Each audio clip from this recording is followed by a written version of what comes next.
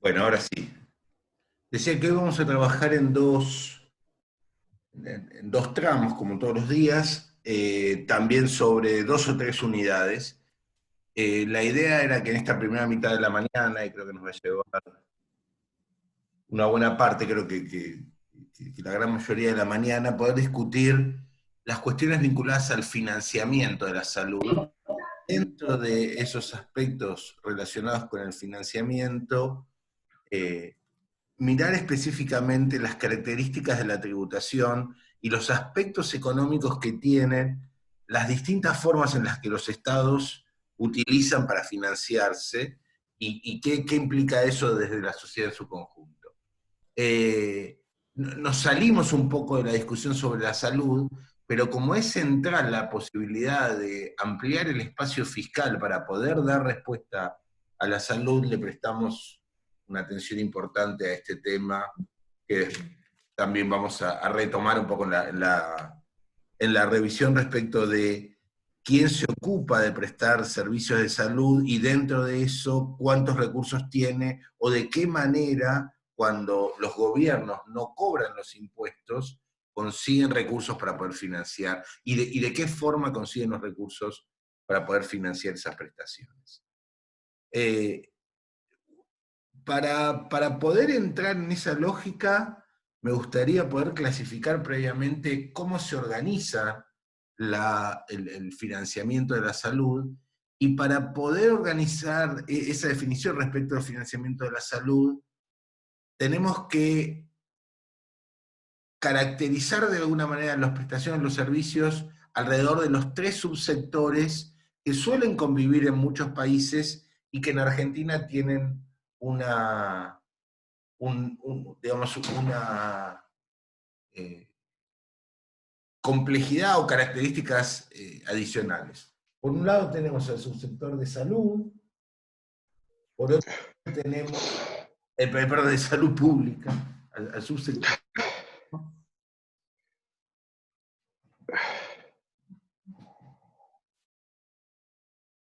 Confírmenme que esto se vea más o menos.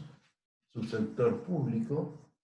Por otro lado tenemos un sector privado, y en el medio tenemos a lo que vamos a denominar la seguridad social, o el subsector de seguridad social, que en muchos casos vamos a definir como cuasi público. Supongo que habrán trabajado con esta caracterización en alguna otra de los seminarios que tuvieron en el curso, donde desde el punto de vista económico, la seguridad social tiene algo de público y algo de privado. Tiene de público en general que muchos de los seguros que se organizan bajo esta dinámica, la segunda parte de hoy va a poner el foco sobre esta discusión, la discusión sobre los seguros de salud y su relación con la protección social. Pero quiero hacer esta aclaración para mostrar las dificultades del financiamiento para cada uno de los subsectores, mostrando que específicamente el sector público tiene un rol muy importante, y de ahí yendo hacia la discusión vinculada a la tributación. Entonces lo que digo es, la seguridad social tiene algo de público en términos de que se financia con recursos que en general vienen mediados por el sector público, y estoy hablando básicamente de las contribuciones que recaen sobre la seguridad social. Esas contribuciones son una especie de impuestos, y ahora vamos a ver qué características tienen esas contribuciones. Y además hay bastante gestión pública alrededor del mundo de la seguridad social. Y hay redistribución, y de alguna manera vamos a llamar ruptura del principio de beneficio. El principio de beneficio, y enseguida lo vamos a definir mejor, tiene que ver con que cada uno reciba en función de lo que aporta. Pero el mundo de la seguridad social no necesariamente funciona con esa lógica, porque hay redistribuciones, hay aportes, en muchos casos volcados a las capacidades, vinculados a la generación de ingresos de cada individuo, de cada actor, y demandas o recepciones de esas prestaciones en función de las necesidades y no necesariamente de las capacidades. Y eso genera redistribución y eso rompe el principio de beneficio, que es un principio que podemos asociar más directamente con el sector privado. En el sector privado cada uno paga lo que recibe y revela las preferencias y en función de lo que recibe paga. Esa sería la lógica. En cambio, el sector público tiene una lógica mucho más fuertemente vinculada a lo redistributivo. El sector público no busca el principio de beneficio, sino que de alguna manera implica o utiliza a la tributación para aplicar el principio de capacidad de pago. Utiliza la tributación en el sentido de que implica a sus prestaciones para la población en su conjunto en función de sus necesidades y cobra los recursos en función de las capacidades de cada individuo. ¿Y cómo establece esas capacidades? A través de lo que vamos a llamar las distintas bases tributarias, las distintas formas de recaudación de recursos que tienen que ver con los impuestos. Cada uno de nosotros va a pagar en función de cuánto consumamos, cuál sea el ingreso de nuestros salarios, cuál sea la acumulación de bienes que se vinculan con nuestros automóviles, con nuestras propiedades, cuáles van a ser nuestros bienes personales, los movimientos de las cuentas bancarias. Hay toda una serie de indicadores que funcionan como base tributaria y que lo que buscan indicar es la capacidad de pago de cada uno, y no necesariamente la necesidad de prestaciones de salud, etc. Y eso es válido para otros sectores, pero lo vamos a mirar desde la perspectiva de la salud. Entonces, siguiendo esta lógica, vamos a tener que el sector privado se solventa básicamente con lo que vamos a llamar gastos de bolsillo,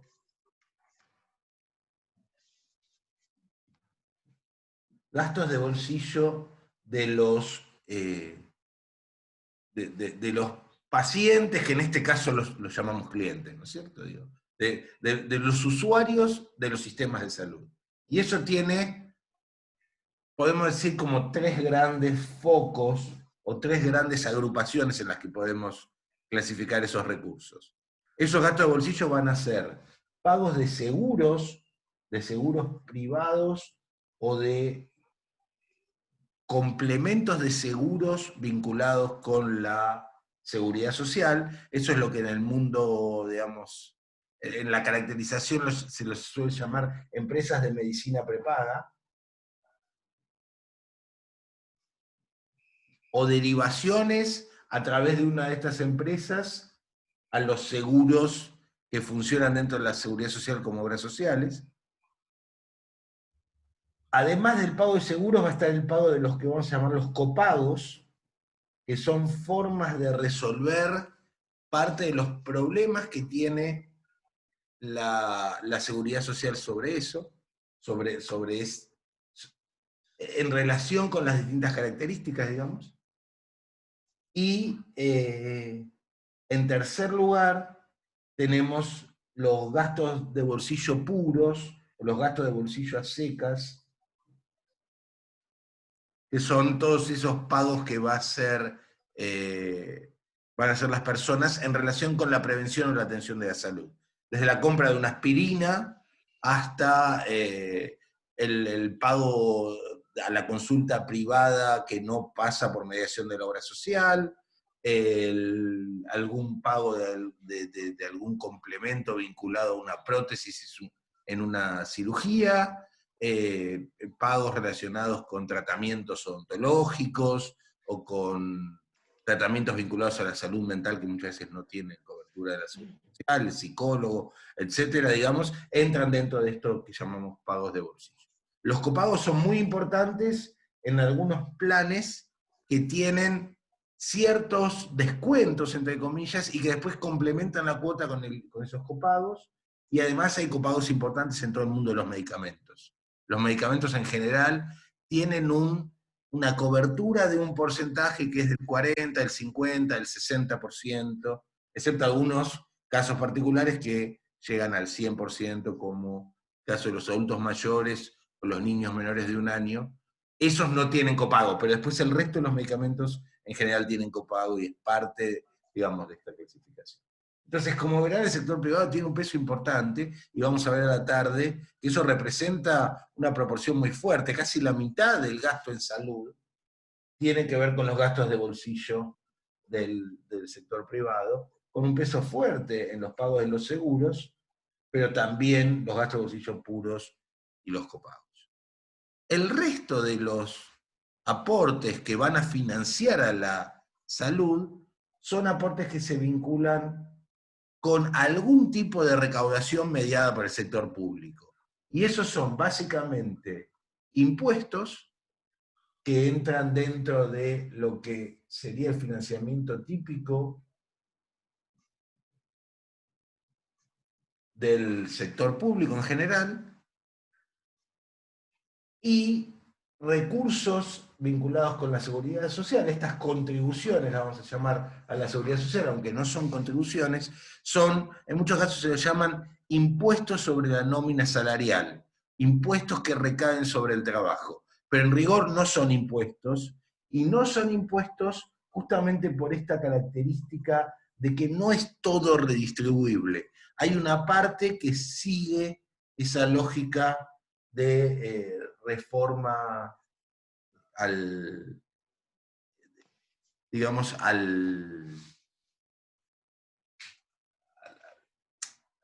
lo que quiero decir es que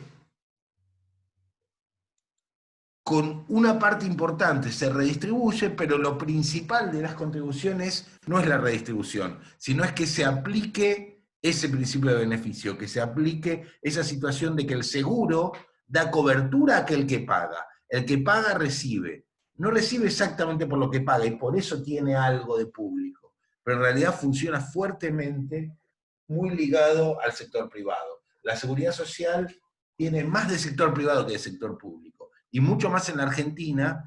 Además, están gestionadas por instituciones que muchas veces se enmarcan en la lógica del sector privado, aunque no tengan rol de lucro, aunque no tengan un interés de lucro o explícitamente declarado un interés de lucro.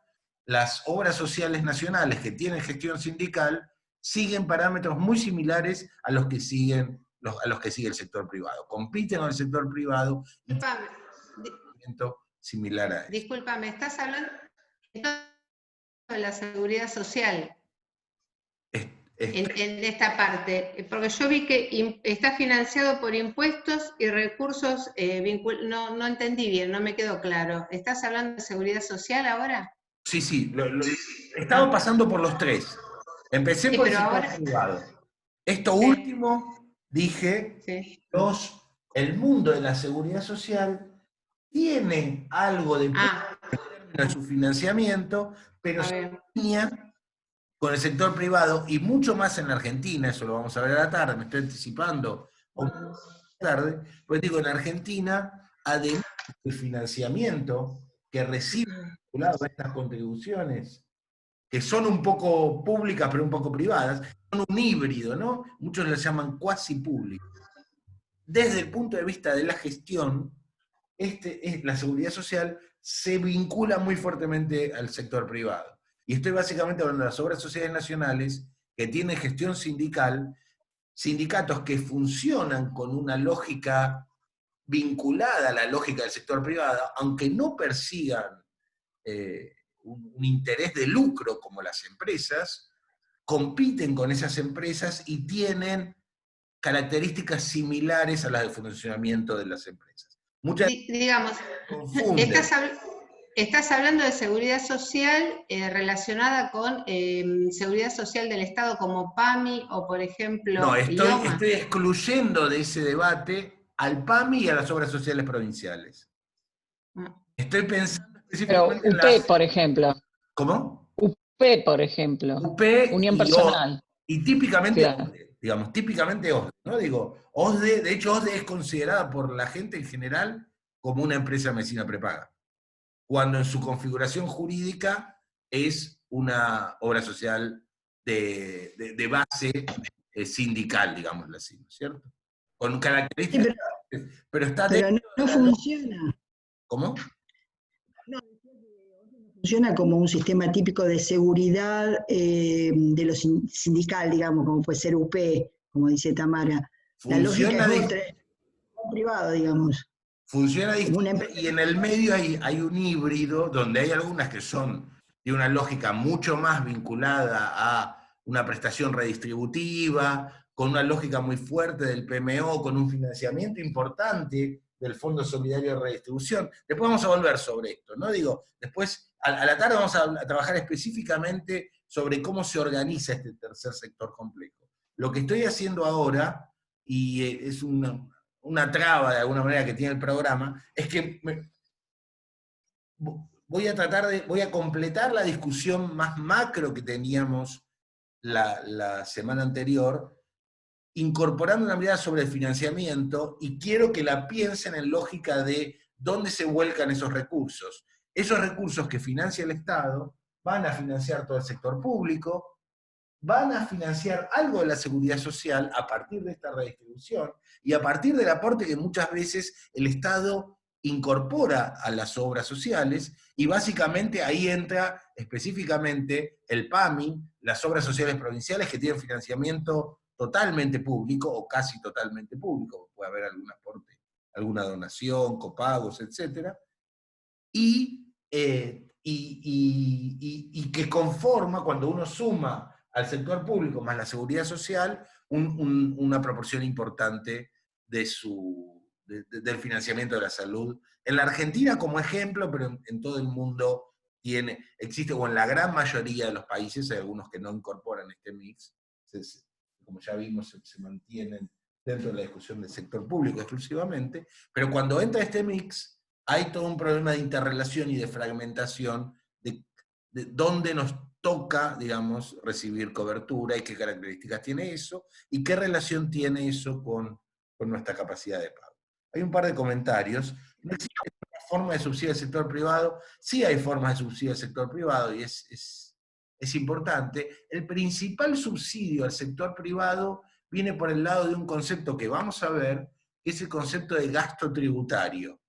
Y gasto tributario se refiere a que el Estado básicamente deja de cobrar impuesto a algunos sectores a los que le podría cobrar el impuesto, pero no se lo cobra, o le cobra una tasa más baja, porque lo decide priorizar, porque hay una lógica de bien preferente detrás de ese bien, y hay un consenso social en términos de reducir la base impositiva o eliminarla en algunos casos. Y ese es el caso, por ejemplo, del IVA que recae sobre los seguros privados vinculados con la salud, ¿cierto? Y eso implica que si uno tiene un gato merodeando que en cualquier momento aparece adelante de la pantalla, aparece en escena, ahí apareció, pero por ahora no lo vamos a echar hasta que no se nos meta arriba de la cámara, digo, hay un subsidio indirecto, básicamente como una forma de reducir las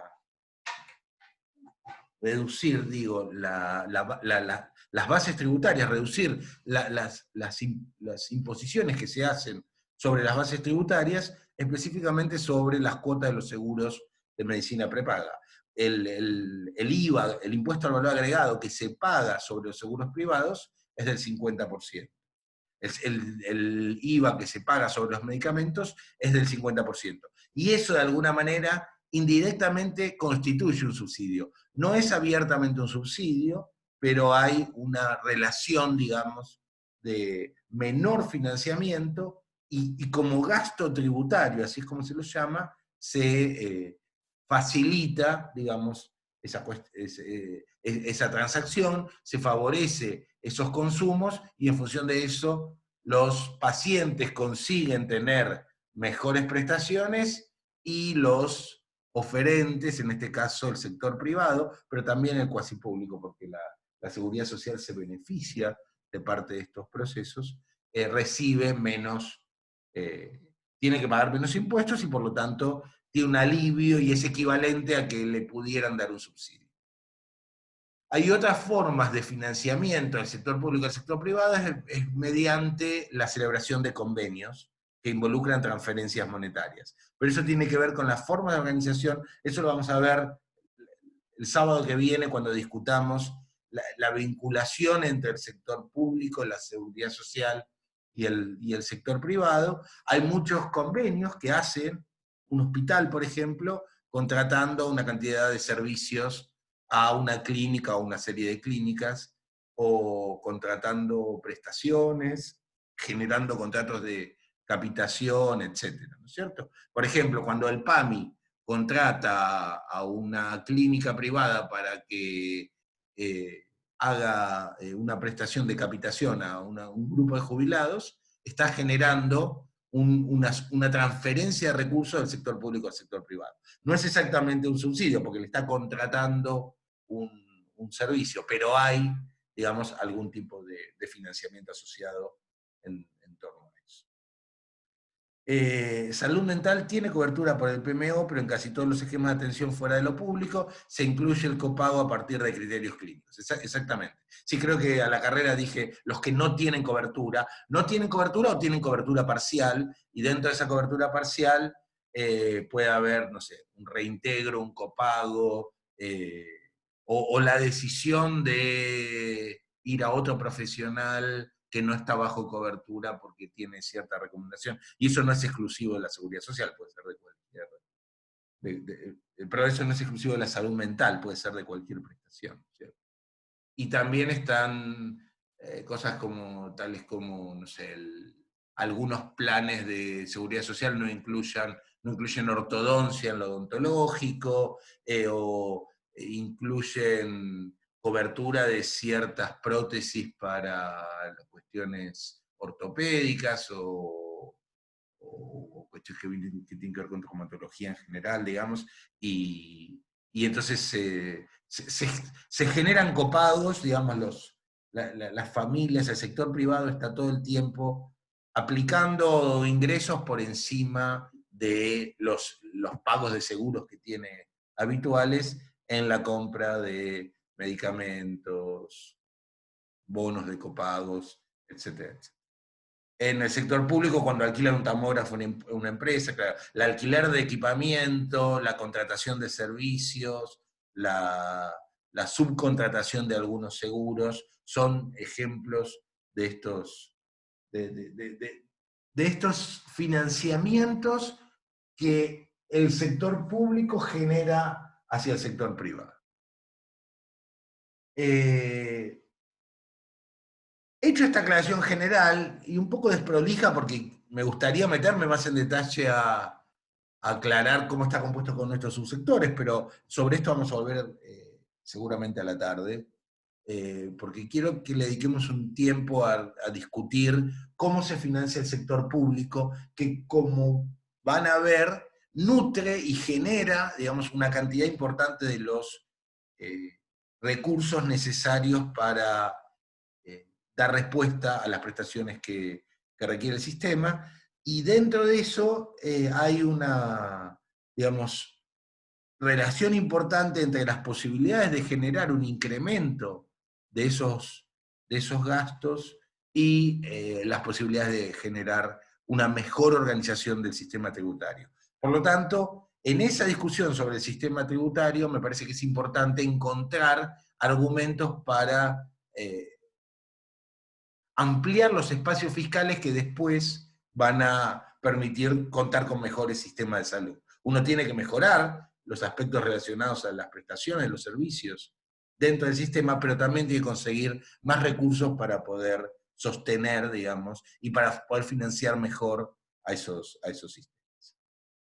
Acá hay otro comentario, por eso pudo entrar al juego la flexibilización OSDE. Claro, toda la discusión sobre la flexibilización y toda la liberalización, vamos a volver sobre eso, esta tarde vamos a trabajar específicamente sobre eso, tiene que ver con oportunidades de negocios que de alguna manera, incorporación de mercado, si lo quieren pensar en la lógica de economía mixta, una especie de retiro del Estado para permitir que el mercado funcione con más amplitud en función de sus propias lógicas, con todo lo bueno y malo, diría más malo que bueno, que tiene esto en ese sentido, y encontramos que la liberalización le implicó una ruptura, una disminución de la redistribución muy fuerte, donde teníamos, y vamos a ver esto con detalle, lo que podíamos llamar un sistema de solidaridad fragmentado,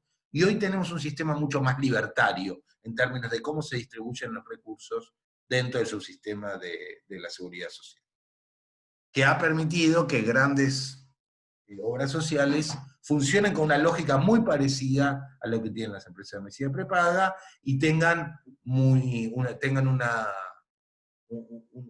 disminución de sus impactos sobre la distribución, o en todo caso, un mejor calce de su funcionamiento con el principio de beneficio que rompe esa distribución, ¿no es cierto? Donde a cada uno le dan en función de lo que aporta, y si no tiene capacidad de pago, lo lamento, o le toca un plan más bajo, o queda fuera y se busca otra obra social que se financie a través del PMO, a través del Fondo de Solidaridad y Redistribución, o a través de otros mecanismos. Sí, sí, yo decía con respecto a OSDE que, por ejemplo, no se hace la triangulación, por lo menos lo que yo tengo entendido es que, por ejemplo, si vos querés Swiss Medical, tenés que triangular con una obra social, que esa obra social le deriva a Swiss Medical. La figura de OSDE hacer obra social, por lo que yo entendía cuando se dio la discusión de la flexibilización, es que le permitió entrar a un mercado de manera desigual con la figura de las prepagas, que era la discusión que tenían, porque siempre se creyó que era una prepaga. Es cierto, digo, hay una discusión, y acá hay un compañero que está mencionando este juicio que perdió hace un par de años, ¿no es cierto? Yo no conozco los detalles del juicio, sí sé que OSDE en su configuración funciona con una lógica de obra social, a diferencia de Swiss Medical o de las tantas empresas de medicina prepaga que tienen una lógica. Entonces, Swiss Medical, por ejemplo, o cualquier otra obra social, tiene, para conseguir financiarse con los aportes de la seguridad social, tiene que conveniar con una obra social a la que le paga una prima de gerenciamiento, a la que le paga un peaje de alguna manera, le paga una proporción, se queda con la cobertura, pero descuenta de ese aporte una proporción, que después obviamente trata de trasladarle incluso al propio usuario, a la propia familia, a la propia persona, ¿no es cierto? Pero Igual puedo sumar algo, Javier, déjame a que eso. completo esto y ahí te digo, Andrea. Entonces digo, OSDE en esa lógica funciona, evita ese peaje. En cambio, Swiss Medical lo tiene que pagar. Y de alguna manera el juicio modificó esto. No sé si, Andrea, vos tenés más información, porque yo no conozco los detalles específicos del juicio de... No, no es del juicio, es, digamos, en relación a la derivación de aportes, que yo en ese momento era docente en una universidad privada y me ofrecían derivar los aportes a OSDE, pero tenía que hacerlo a través de una obra social también. Tenías que ir a afiliarte a la obra social de los comisarios navales para poder tener OSDE como prestador. Yo creo que era eso es el lo mismo que... sistema para OSDE. No es que porque OSDE era obra social podías hacerlo de manera directa la derivación, tenías que hacerlo a través de una obra social. Pero eso tiene que ver con el juicio. Sí. Claro, pero Sí, depende de cuál es la obra sí. social de la universidad. Pero, por ejemplo, el convenio OSBA-OSDE le permitió entrar a ese mercado por obra social. En un principio, cuando se flexibilizaron las obras sociales, podían entrar al juego obra social a obra social. Sí, pero OSBA se queda con el 3%, no es que OSBA no recibe nada. No, lo que digo es que generalmente la flexibilización lo que implicaba era la triangulación de obra social a obra social, y ahí entraron después las prepagas. OSDE no hacía esa triangulación en un principio porque estaba caracterizada como obra social jurídicamente, cuando empezó la flexibilización. Entonces vos podías hacer el puente. Nosotros también tenemos, por ejemplo, UPCN, que es la obra social de PAM, y muchos que tenemos OSDE, toda la derivación pasa a la prepaga, digamos. O sea, claro, pero una prepaga. Pasa directamente. Pasa directamente, después tener los planes complementarios de la obra social, que después sería ACOR, ponele. En la medida que pasa directamente, no está siendo considerada como prepaga, porque las prepagas no pueden triangular. los trabajadores. Las que Claro, pueden claro, son funciona así. otras obras sociales, y por eso, y creo que este comentario que hacía Andrea sobre, no me acuerdo cuál de las obras sociales, tiene que ver con que hay algunas que reclamaron y la justicia configuró a OSDE en una lógica mixta, donde en algunos casos funciona como prepaga y en otras funciona como obra social. Pero de cualquier manera eso es parte de la fragmentación mucho más amplia, tiene todo un costado jurídico que yo desconozco y que no... Sí, y así como tenés obras sociales que funcionan como mutual a la cual vos no podés desafiliarte, por ejemplo, DOSUBA, vos no podés Exacto. desafiliarte de DOSUBA. Hay algunas, esas son las que Ni se de mantienen. IOMA, pero Esas digamos, tienen es cautivo. previa a la liberalización. Vamos, Claro, DOSUBA ni siquiera a es la tarde provincial. empezamos con esto, créanme, digo, no es que quiero evitar el debate, sino que a la tarde lo vamos a trabajar con detalle, y quiero mostrarle estos grafiquitos que muestran cómo, pasando de una lógica de solidaridad fragmentada, donde al interior de cada gremio teníamos fuerte distribución, pasamos a esta lógica que llamo más libertario. Veo que acá hay un comentario pidiendo que no lo llame libertario. No lo llamo en términos de, digamos, una definición amplia de libertario, si quieren, sino ¿se acuerdan la clasificación que hacíamos de un sistema libertario en el sentido de que le da a cada uno, y tiene una connotación despectiva porque tiene una lógica despectiva el suponer que en la salud cada uno recibe prestaciones en función de su capacidad de pago, si quieren pensarlo así. Entonces, se parece más a ese esquema de distribución libertaria de las prestaciones, cuando antes tenía una lógica que buscaba cierta solidaridad, lamentablemente al interior de cada gremio, pero perdió eso, excepto en los casos en los que se mantiene esa condición cautiva, donde todavía algunos afiliados tenemos, porque es mi caso como afiliado de DOSUBA, la obligación de seguir manteniendo nuestros aportes, nos guste o no, en nuestras obras sociales. Y eso tiene que ver básicamente con los empleados públicos provinciales que se mantienen dentro de sus obras sociales provinciales y de un grupito de obras sociales nacionales que son las que interpusieron un amparo y lograron una decisión judicial para evitar esa liberalización, y es el caso de la obra social de la UBA y algunas otras, unas pocas que están en esa condición, podemos decir entre comillas, de privilegio frente a las otras que fueron al mercado y que hoy compiten con las voluntades individuales, digamos, de sus distintos afiliados.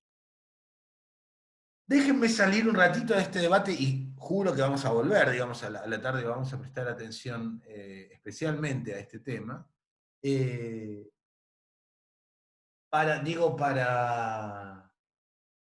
Para poder clasificar cómo se organizan el financiamiento el financiamiento del sector público que se vuelca a la salud y qué características tiene cuando lo miramos desde la lógica tributaria.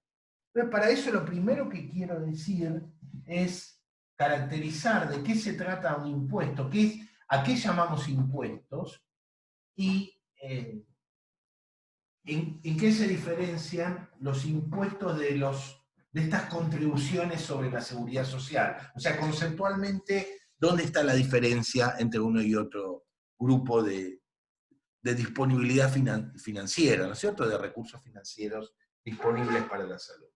Entonces, lo que podemos decir es que los recursos tributarios, ¿se acuerdan que creo que en la discusión inicial que tuvimos sobre la macro, dijimos, bueno, el resultado fiscal es igual a ingresos menos gastos, y en la discusión de la semana anterior, en algún momento establecimos que el gasto, finalmente, a partir de toda esa discusión en términos del modelito macroeconómico de coherencia macrofiscal, el gasto podía ser financiado por P, que llamamos ingresos, y en muchos casos lo llamamos impuestos, los ingresos del sector público, más el déficit fiscal. Bueno, ahora, cuando hablamos de los ingresos del sector público, hablamos de ingresos tributarios y no tributarios. Esta T, en realidad, es mucho más que impuestos. Es ingresos tributarios y no tributarios. Los no tributarios serían una especie de otros ingresos que configuran el funcionamiento del sector público y que en general son residuales. Representan una cantidad relativamente menor frente a los recursos tributarios, que son muy importantes. Esos otros ingresos son los que vienen, por ejemplo, de derechos, bonos, donaciones, alquileres, peajes. Todos esos son ingresos que van a parar al sector público, pero que no representan una proporción importante en el agregado del funcionamiento de las economías. De todas maneras, para el sector de la salud y para algunos sectores particulares, pueden generar un ingreso importante. Por ejemplo, si un hospital público tiene un espacio y se lo subalquila a un banco para que ponga una estación de panel, no sé cómo se llaman estos, Postnet, no, tiene otro nombre, pero no importa, ese ingreso, el ingreso que corresponde a la cabina del banco que está en algunos hospitales, es un ingreso para el sector público. El alquiler del espacio para la, no sé, la cooperadora que financia que gestiona el estacionamiento en algunos hospitales, también genera ingresos para el sector público. El pago de publicidad que se le hace a algunos laboratorios para que pongan la señalética de los hospitales funciona como ingreso. Los aportes que hacen, por ejemplo, en este curso, ustedes como matrícula, también funciona como ingresos. Son todos ingresos no tributarios, son ingresos adicionales. Una multa que hace un agente de tránsito para prevenir un accidente vial también es ingreso del sector público. Y hay algunos municipios que están ubicados estratégicamente que tienen una proporción de ingreso de multas muy alta. Entonces, en el agregado no son significativos, pero en algunos casos pueden ser significativos, ¿no es cierto? Un hospital del centro de la ciudad, una ciudad capital que tiene muchos de estos negocios de, no sé, la concesión del bar, el estacionamiento, alguna institución que presta servicios al interior, etcétera, tienen una lógica. Si están bien concesionados, si son si funcionan en pos de los intereses del hospital, pueden generar una cantidad de ingresos importante, una serie de ingresos significativos, que pueden ser aportes en efectivo, digamos, o que también muchas veces pueden ser, no sé, un convenio por la compra de un tomógrafo, o la actualización de un espacio, o el reacondicionamiento, digamos, parte de estos convenios con los laboratorios muchas veces funcionan en esa lógica, ¿no es cierto? Todo ese es el mundo de los ingresos no tributarios,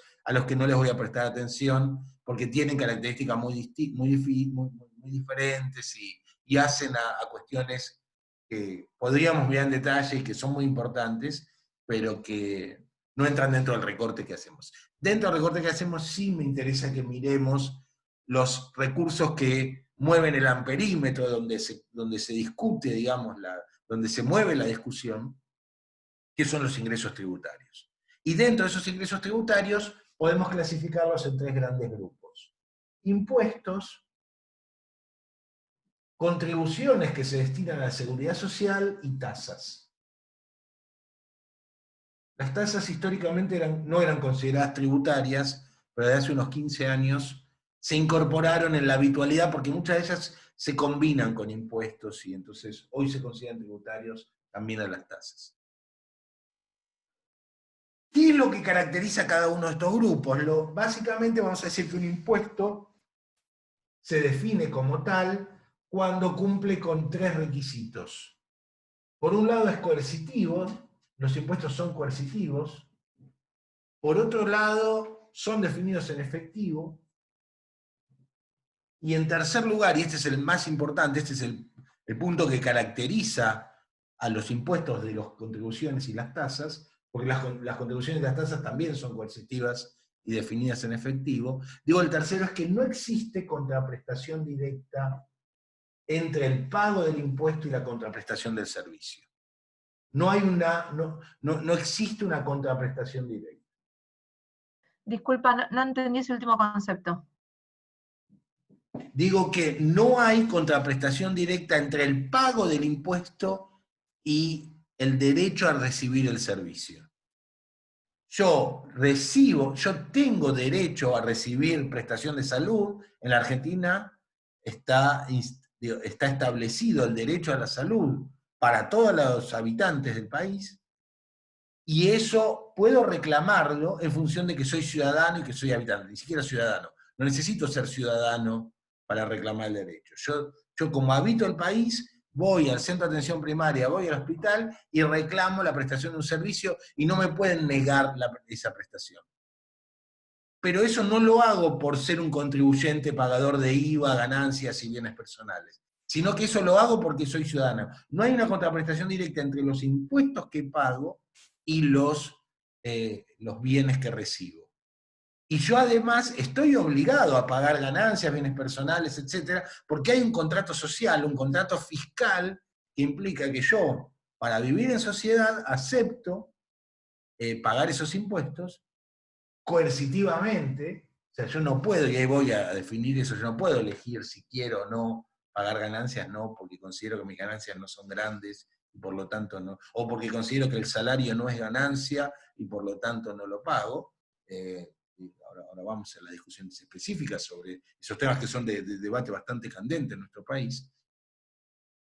Las dos cosas son válidas. Yo estoy obligado a pagar el impuesto y yo tengo derecho a recibir el servicio, a la salud, a la educación, a la seguridad, a caminos iluminados en el ámbito urbano, etcétera, etcétera. Pero toda esa discusión no está acoplada, no hay una contraprestación directa, a diferencia de las tasas, que sí las tienen, y de las contribuciones, que las tienen parcialmente. Lo que está detrás de este debate es ese principio de beneficio que les mencionaba antes. El principio de beneficio tiene que ver con esa contraprestación directa, que los impuestos la rompen el principio de beneficio. Yo no pago IVA porque recibo salud para mis hijos, o porque tengo derecho a, no sé, cualquiera de las prestaciones que hace el Estado, sino que yo pago IVA porque consumo un bien, ese bien está gravado y por lo tanto hay una obligación tributaria asociada a ese consumo.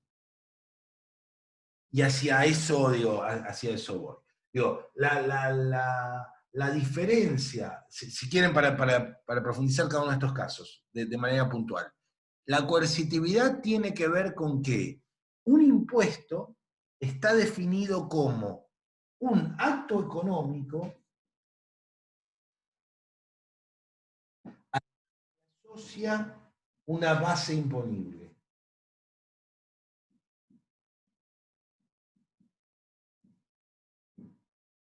El acto económico es cualquiera que queramos definir como tal. Un acto económico es consumir, por ejemplo. Un acto económico es trabajar. Un acto económico es ahorrar. Un acto económico es generar algún tipo de ingreso. Un acto económico es andar en bicicleta. Un acto económico es ir al hospital. Un acto económico es respirar. Cualquier cosa de la que querramos definir en términos económicos la podemos definir como acto económico. Algunas de ellas, entre paréntesis agrego, a todas las que puede, el Estado las configura como bases imponibles. Y si a ese acto económico le suma la base imponible, entonces ese acto económico combinado con esa base genera lo que llamamos una obligación tributaria.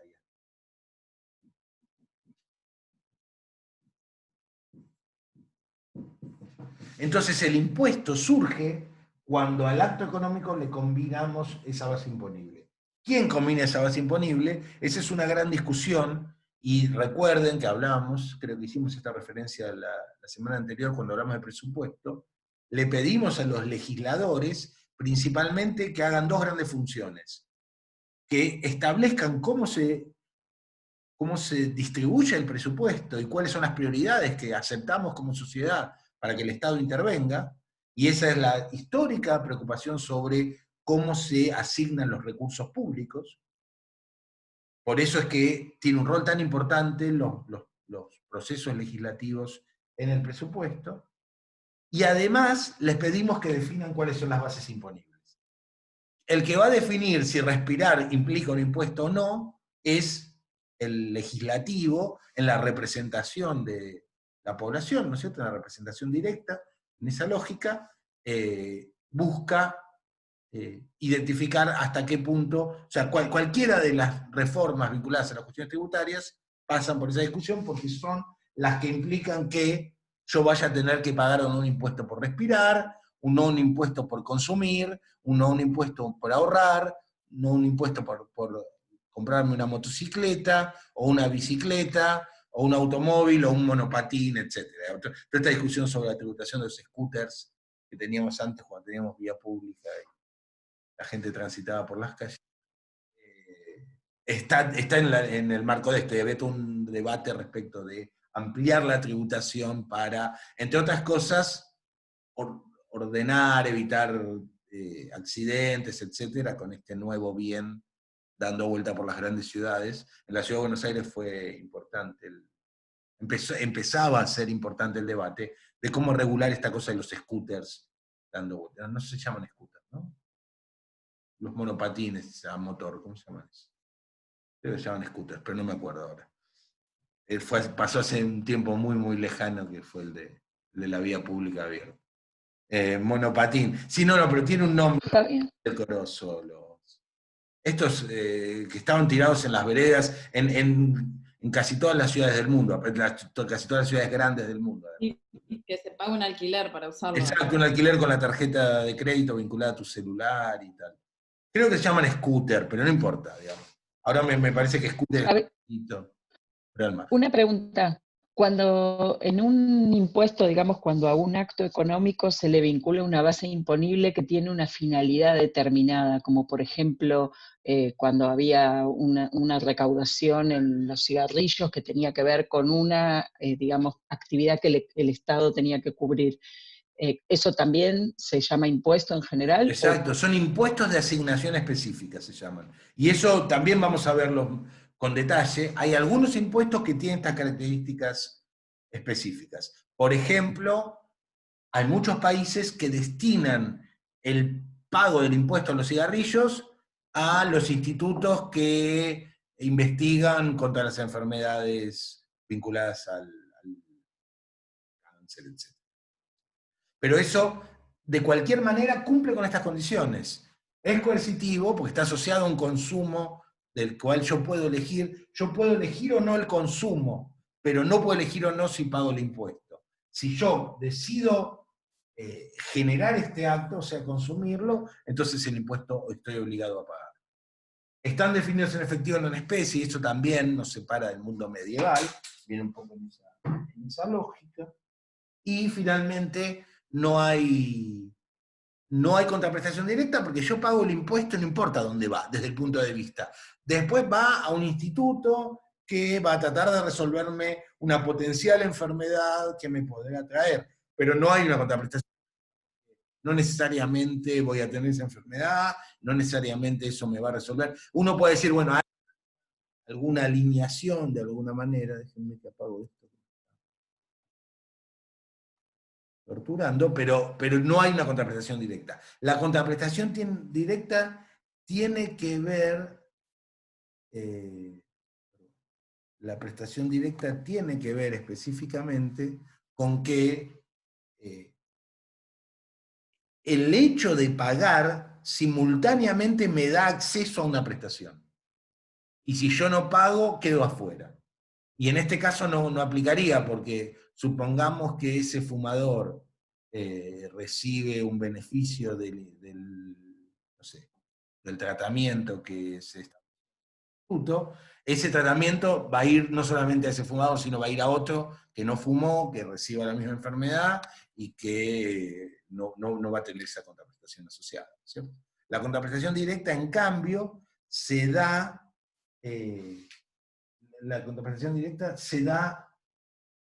en el caso de las tasas, y ahora voy a explicar cómo funciona, y parcialmente de las contribuciones a la seguridad social. Majo hace una consulta, el impuesto al cheque para el fondo de discapacidad, exactamente. El impuesto al cheque tiene una asignación específica para financiar el fondo de discapacidad. Y ahí hacía un puñado de impuestos con asignación específica, no muchos, pero hay algunos que tienen esta lógica, y hay muchos de esos vinculados con la salud. Por ejemplo, hay algo del impuesto a las naftas que va en algunos municipios o en algunas provincias a financiar los centros de atención para accidentes, y hay una vinculación que busca calzar de alguna manera parte de estas prestaciones, pero no son contraprestaciones directas. Decía que yo puedo definir o no realizar el acto económico, pero si lo hago, automáticamente quedo obligado a pagar el tributo. Si no lo hago, evito el tributo, pero no puedo modificar la base imponible. La base imponible la puedo modificar a través de mi votación en un colectivo que terminará eligiendo a otro grupo de legisladores que pondrán proyectos para reformar los impuestos en el sentido que se alineen con mis preferencias. Pero funciona en esa lógica. Quien define las bases imponibles es el Poder Legislativo. Y los usuarios lo que pueden hacer, los individuos lo que pueden hacer es modificar sus actos económicos. O lo otro que pueden hacer, que en algunos casos puede funcionar, es lo que se llama votar con los pies. Se van de un país donde hay ciertas bases imponibles a otro país donde hay otras bases imponibles. Otro país, otra ciudad, otra provincia, etc. Por eso, en general, los países armonizan sus tributos, y en general la gran mayoría de los tributos son de base nacional. Entonces, el IVA yo lo pago igual en cualquier lugar del país en el que viva. El impuesto a las ganancias también. Porque si no, yo obtendría un incentivo importante para irme a vivir a la provincia donde paga un impuesto a las ganancias más bajo. De hecho, el impuesto inmobiliario funciona de manera diferenciada entre provincias, y de alguna manera eso genera alguna competencia, una tensión entre gobernadores que tratan de armonizar, y si no armonizan, genera un incentivo. Es difícil pensar que una familia se va a mudar, pero una empresa tiene más flexibilidad para mudarse a veces. Entonces hay toda una cuestión de movilización de las bases imponibles. Vamos a volver sobre este concepto cuando discutamos. Una consulta. Sí. En relación con las bases imponibles, ¿no había con los parques industriales también algún tipo de diferencia en los impuestos? Eso tiene que ver estrictamente... En Tierra del Fuego también, en Tierra del Fuego había también algún tipo de beneficios para fabricación de productos electrónicos, me parece. De ese tipo de cosas a ese tipo de cosas me estoy mencionando.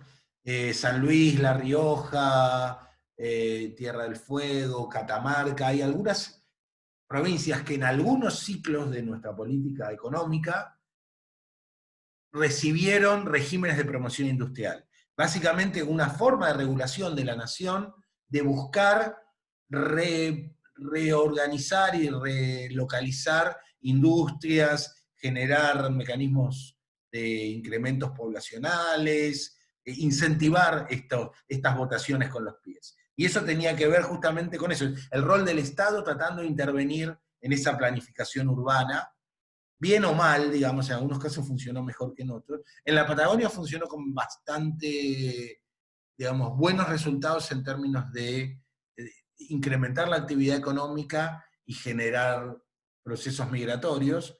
No funcionó tan bien en términos de la cantidad de recursos que insume, y ahí está en tensión. De hecho, la gestión anterior intentó bajarlos. Hay alguna situación complicada en términos de la industria de la electrónica, etcétera, digamos. Se va de la discusión de lo que queremos plantear acá, pero en todo caso, ese es el tipo de mecanismo que estaba planteando, ¿cierto? Digo, votar con los pies, individual o colectivamente, o generar incentivos para estas votaciones. Y hay ejemplos entre simpáticos y tragicómicos, como Gerard Depardieu yéndose de Francia a Luxemburgo, porque Luxemburgo funciona una lógica de paraíso fiscal en el sentido de que cobra un impuesto a las ganancias mucho más bajo, tiene una base imponible mucho más baja respecto de la renta, de la generación de ingresos que genera la renta, y entonces Gerard Depardieu, que es Gerard Depardieu, decide irse, se lleva y hace toda una cuestión ahí vinculada en contra de la alta tributación francesa. Ciudadano. ¿Cómo, No, perdón? que digo, perdón, se hace ciudadano bielorruso. Bielorruso, Se exacto, va. sí, exacto, sí, sí. Intentó irse a Luxemburgo y después, bueno, más allá de eso, porque eso tiene que ver también con una lógica de que lo acepten, y en esa discusión, obviamente no estoy buscando que ninguno de nosotros se lleve nuestras mayores o menores fortunas a otros países, lo que digo es que esa es la lógica con la que funciona la coercitividad. Dentro de las normas de un país tenemos que acatarlas.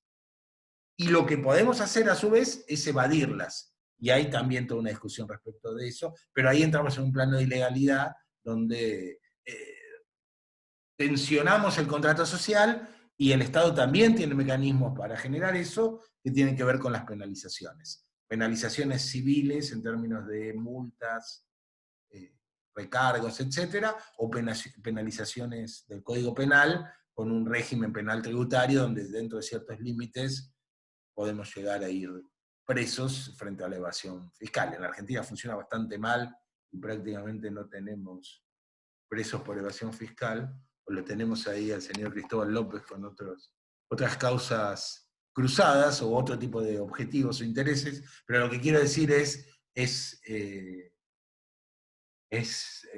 muy complejo la administración de este tipo de evasiones, y eso es algo de lo que le vamos a pedir al sistema tributario, al sector impositivo. Entonces, yo había preparado para poder profundizar esta mirada, pero como arrancamos tarde voy a dejarlo de lado, toda la discusión más teórica, y en todo caso voy a ir hacia cuáles son las características que le pedimos a esos impuestos. Y antes de esta cuestión de las características de los impuestos, perdonen, no aclaré bien cuál es, hablamos de la coercitividad. La lógica vinculada al efectivo es muy sencillo. Históricamente los estados o los patrones organizacionales previos a los estados se financiaban a través de aporte de los ciudadanos, aporte de los pobladores, aporte de los campesinos, etcétera, que tenían lógica de prestación en especie. El campesino le daba una parte de su sembrado, una parte de su cosecha al señor feudal, o al rey, o al poderoso de la época, y cada uno aportaba con el fruto de su producción, un aporte en especie. La tributación moderna rompe esa lógica, parte de la consagración de los derechos ciudadanos rompe esa lógica y no le pagamos más aportes en especie a nuestros estados, pero ahora a partir de toda esa modernización organizamos sistemas tributarios que sean la lógica de la contribución que hace el que ahora se llama contribuyente, aunque es coercitivo, es medianamente contribuyente, y ahí están los otros libertarios, ¿no? los Milei, los libertarios malos, en realidad los libertarios siempre son malos, pero al margen, reclamando esta lógica de excesos de bases imponibles, etcétera, y parte de la discusión respecto de cómo se organiza de la mejor manera esta forma de distribución de los recursos necesarios para sostener al Estado. La discusión de la contraprestación directa, y por eso es que se define en efectivo. La discusión de la contraprestación directa finalmente tiene que ver con que este tipo de organizaciones pueden responder a dos principios, y los mencionaba antes. Por un lado, el principio de beneficio, en el que cada uno paga en función de lo que recibe. Es así de sencillo, digamos, ¿no? Se establece un costo de prestación de un servicio y se le cobra al usuario, al afiliado, al destinatario, al contribuyente, si lo quieren llamar así, en función del beneficio que recibe. Y eso funciona con bastante lógica en relación con las tasas. las tasas de prestación de servicios públicos, la gran mayoría de los cuales fueron privatizados, no en todas las provincias, todavía hay provincias que siguen teniendo algún tipo de estos servicios en cabeza de la gestión pública, funcionan con lógica de beneficio. Si yo apago esta luz, deja de funcionar el relojito que antes era mecánico y ahora es virtual, ahora es digital, pero no importa, deja de funcionar ese reloj y por lo tanto yo pago menos a fin de mes cuando me venga la boleta, la factura de prestación de servicios de energía eléctrica. La energía eléctrica funciona con una lógica simultánea, donde en el momento que yo prendo el interruptor, hago funcionar el contador y cuando apago el interruptor, ese contador deja de funcionar. Puede haber un costo fijo, etcétera, pero hay una relación directa entre lo que consumo y lo que pago. Y eso pasa con la luz, eso pasa con el gas, eso pasa con el teléfono, con el agua, con los servicios cloacales, en muchos casos, etc. El agua, por ejemplo, en la Ciudad de Buenos Aires, tiene una lógica de principio de beneficio, lo que se paga es una tasa a una empresa que hoy volvió a ser, desde hace algunos años, volvió a ser pública, o sea, funciona con lógica pública. Los habitantes de la ciudad, de los porteños, le pagan a esta empresa pública una tasa, y en algunos casos está medida, en otros no, pero en todo caso donde no está medida hay algún indicador que indica cuál es el consumo del servicio estimado. Y se busca, el indicador a veces es el medidor en la red, etc. ¿Cierto? Y así es como funciona la lógica de la tasa. El principio de beneficio tiene una lógica muy vinculada al funcionamiento del mercado. Si yo revelo mis preferencias por consumir más, voy a pagar más. Y tengo que tener capacidad de pago para hacerlo. Si no, me veo condenado a apagar la luz, no prender la estufa, no usar el teléfono, puedo tener un problema con la prestación de agua, por ejemplo. ¿No es cierto? Entonces hay muchas dificultades en torno a cómo se organiza ese esquema. Las tasas municipales de las provincias siguen esa lógica. Básicamente las tasas de los municipios que están en las provincias, es lo que quise decir. La tasa de alumbrado, barrido y limpieza, o la tasa de seguridad e higiene, las tasas de publicidad, etcétera, funcionan con lógica de beneficio. Básicamente hay algún indicador, en general es el frente de la casa, porque se supone que ese es el trabajo que le doy al barrendero, o esa es la cantidad de metros sobre la cual me beneficia el alumbrado público. Y la limpieza no hay un indicador, digamos, se utiliza como un proxy de eso. Si yo genero mucha basura, voy a pagar lo mismo que si genero poca, pero me lo cobran como si generara en función del frente de la casa que tengo. Una preguntita. Sí, Virginia. Sí, dije principio de y me perdí de qué. Principio de beneficio. Todo esto que estoy diciendo tiene que ver con el beneficio. Y digo, si uno vive en una esquina... La palabra. Ok, si uno vive en una esquina que tiene un perímetro de frente más alto, más largo, va a pagar más impuestos que el lote de al lado, que es exactamente igual. Porque el lote de al lado tiene un frente más corto. No sé si habrán escuchado así una discusión un poco histórica de quejas de los vecinos de que las esquinas pagan más impuestos. En realidad no pagan más impuestos, pagan más tasas, porque el indicador que distribuye las tasas es el frente. Y claro, claramente una casa de esquina no es mucho mejor que la de al lado, puede ser que sea más luminosa, tenga más ventilación, etc. Pero la de al lado puede ser mucho más cara, mucho más lujosa, etc. Pero paga menos la tasa, porque lo que determina eso es el beneficio que recibe. Y el beneficio está definido como la cantidad de metros que barre el barrendero y la cantidad de metros lineales que ilumina el alumbrado público. Y de esos hay muchos ejemplos, digamos, ¿no? Donde la lógica es una lógica de beneficio asociado a la tasa. Las contribuciones sobre la seguridad social también tienen algo de beneficio, pero en muchos casos involucran redistribuciones. O sea, ¿qué son las contribuciones a la seguridad social? Son porcentajes de mi salario que yo resigno para contratar ciertos seguros. Y a la tarde vamos a ver bien cómo se clasifica esto.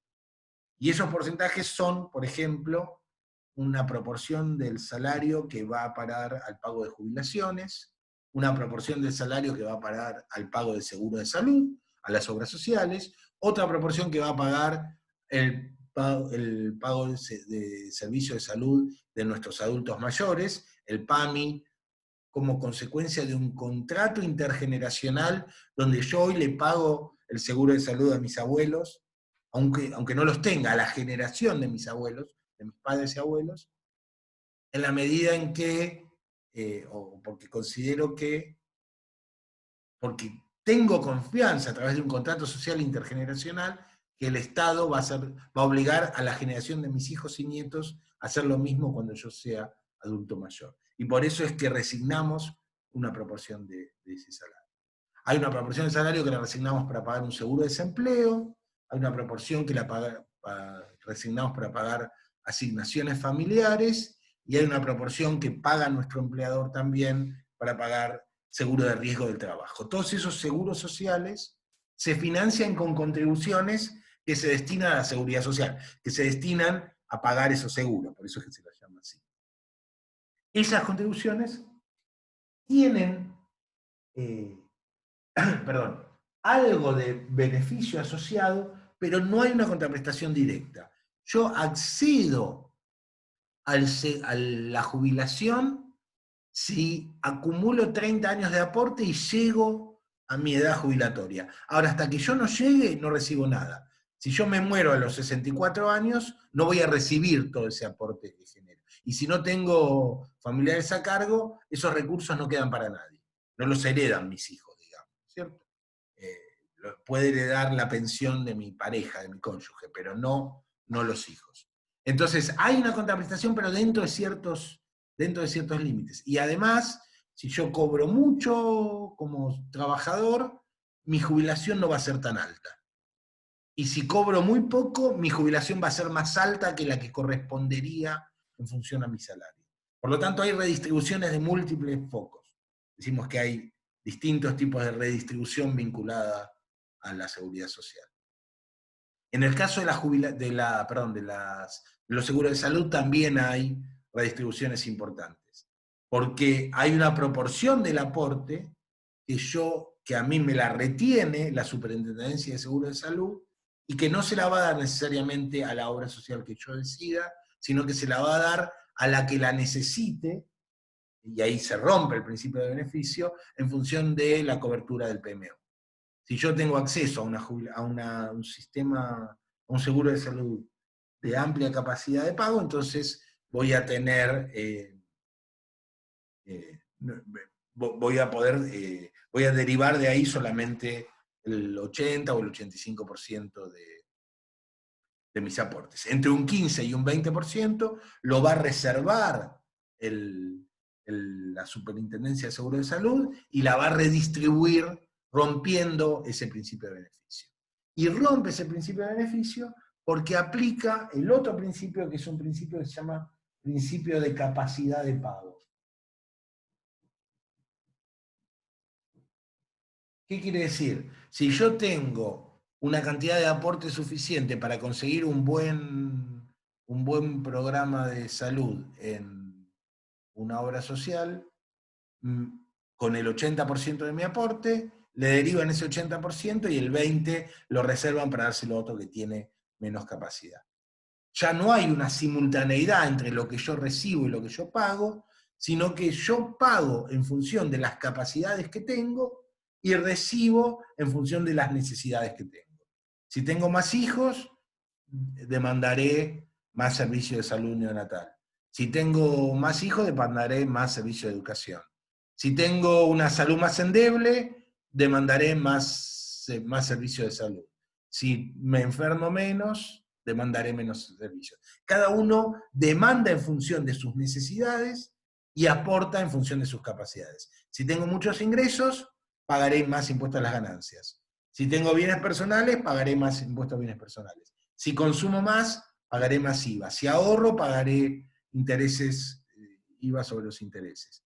Si acumulo propiedades, pagaré más impuesto inmobiliario. Si tengo un automóvil, una aeronave, una embarcación, una motocicleta, pagaré patentes sobre esos bienes. y así se descalza el cobro del gasto, digamos, ¿no? El impuesto del gasto.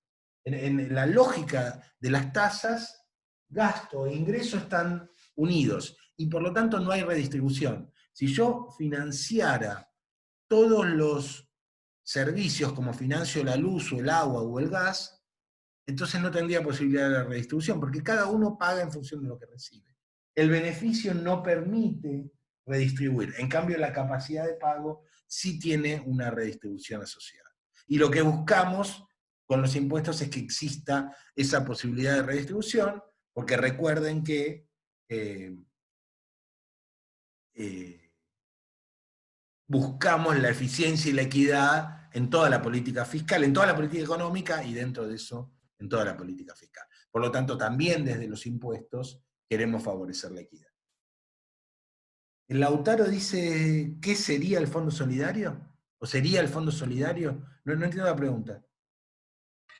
Si eso de que de un 100% el 80% va a la obra social y el 20% a la Superintendencia de Servicios de Salud, digamos, si eso sería el Fondo Solidario, por ejemplo, ese para 15 pagar o 20%, medicación de alto costo.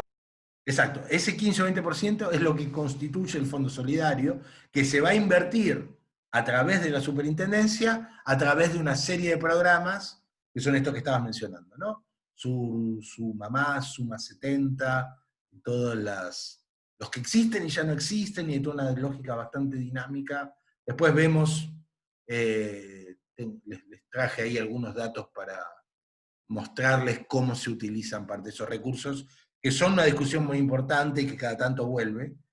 Dentro de eso hay toda una tensión actual alrededor de la respuesta a la pandemia, en términos de qué rol juegan las obras sociales y hasta cuándo el Estado avanza o no sobre ellas, y cómo, en el fondo, sospecho yo, y alguna conversación, que Ginés está buscando a ver si logra avanzar sobre el terreno de...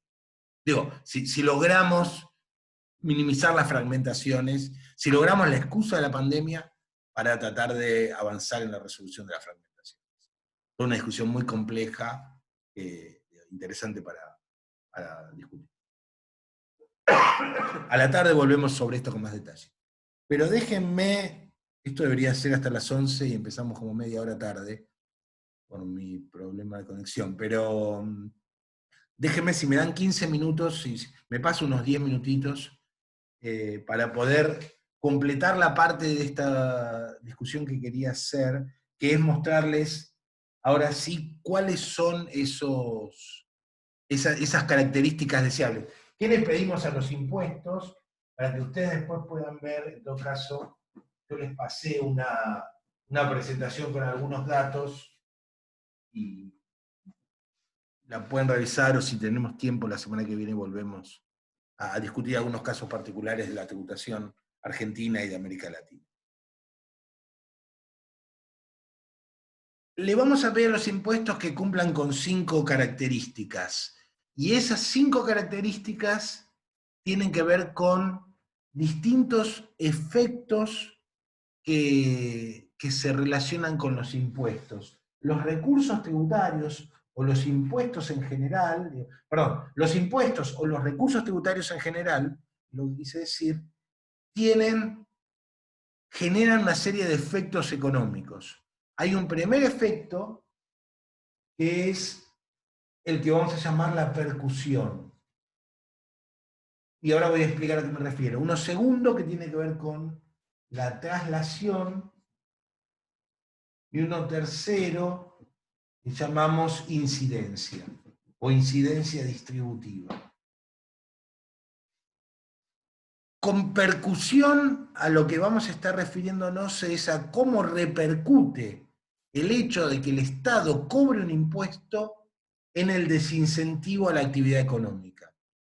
Todos los impuestos desincentivan la actividad, todos los impuestos juegan en contra de ese interés que tiene el actor económico en llevar sus intenciones al mercado, digamos, ¿no es cierto? Nosotros queremos trabajar, queremos consumir, queremos ahorrar, queremos acumular bienes, tenemos intereses, esos intereses se ven disminuidos si hay impuestos asociados a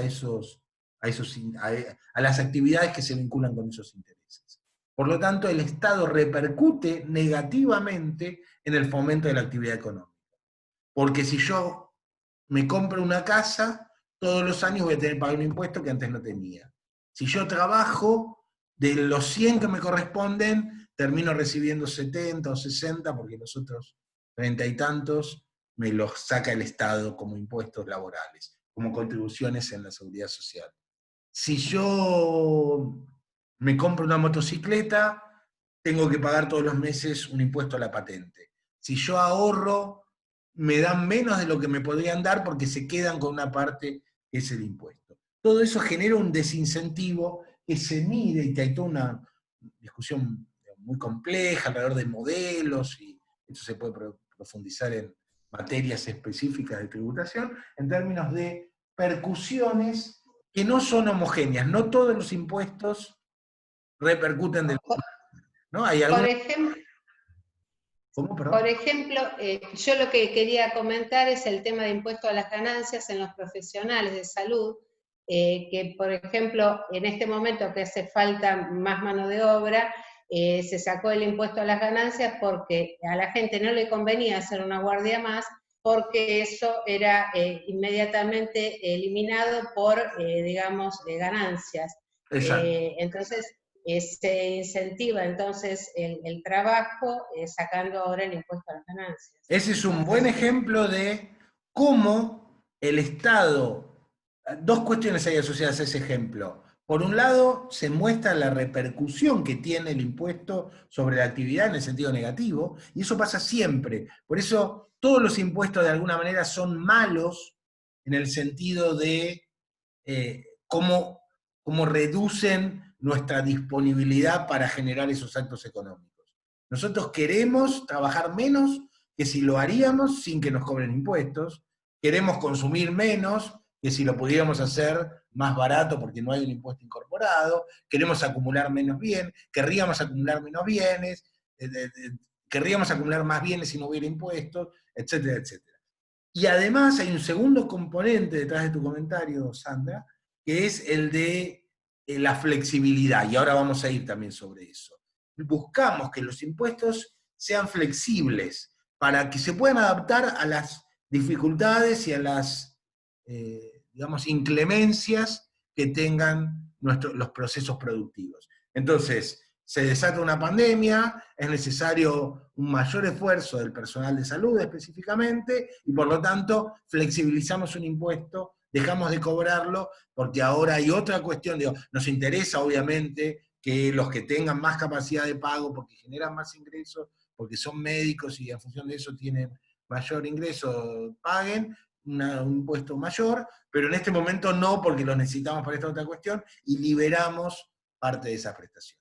Un poco esa sería la lógica que está dentro y específicamente tiene que ver con esa repercusión. Hay un segundo efecto que nos interesa, que es el efecto de traslación.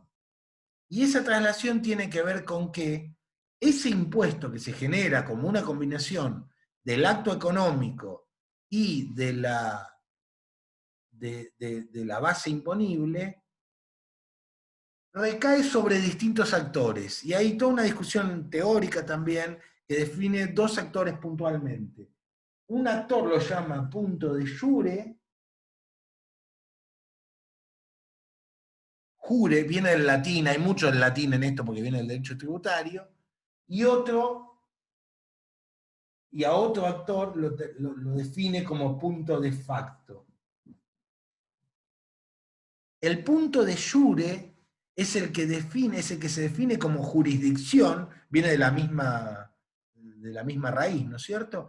Como jurisdicción sobre la cual cae la obligación tributaria. Es el que está obligado a pagar el impuesto. Es aquel al que va a perseguir el Estado para que pague. Es el que tiene la obligación de hacerlo. Y ese es el punto de jure. Pero ese punto de jure no necesariamente es el que se va a hacer cargo de pagar el impuesto en términos de que va a recibir el impacto de esa tributación.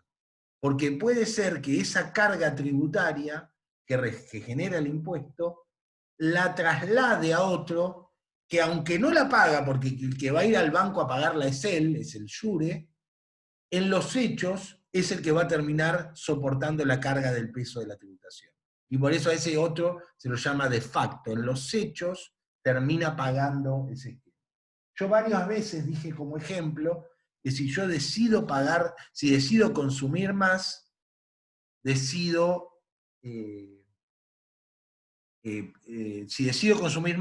pagar más impuesto al valor agregado. El impuesto al valor agregado o cualquiera de los impuestos a los consumos, en realidad no los paga el que consume, porque en general son trasladados.